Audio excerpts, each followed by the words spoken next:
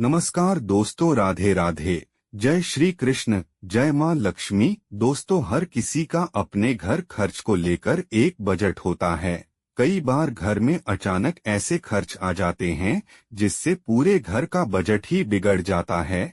कई बार ये खर्चे भले ही फिजूल खर्ची के ना हो, लेकिन मन में यही आता है कि आखिर ये मुसीबत कैसे आ गई। इन अनचाहे खर्चों की वजह से न केवल परिवार मुसीबत में आ जाता है, बल्कि कई बार महीना खींचना भी मुश्किल हो जाता है। वास्तु शास्त्र के अनुसार रोजमर्रा की कुछ चीजें ऐसी होती हैं जो घर के बजट को बिगाड़ देती हैं। वास्तु शास्त्र के अनुसार घर का वास्तु अक्सर घर में रहने वाले पर प्रभाव डालता है, जिसका सीधा असर सेहत, कारोबार और घर की आर्थिक स्थिति पर पड़ता है।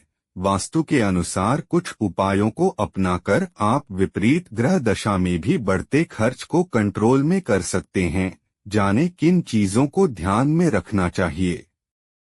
जानने से पहले हमारे चैनल को लाइक एवं सब्सक्राइब जरूर करें। आइए जानते हैं।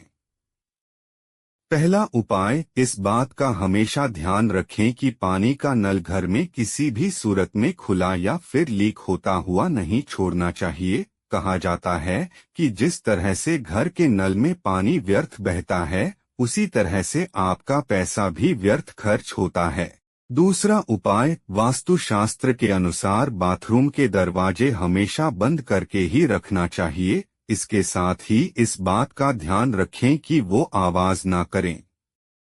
ऐसा होने पर परिवार के लोगों के कार्यक्षेत्र में हानि होती है।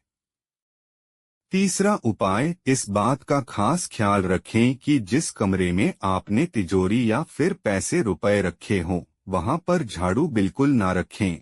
ऐसा करने से धन की हानि हो सकती है।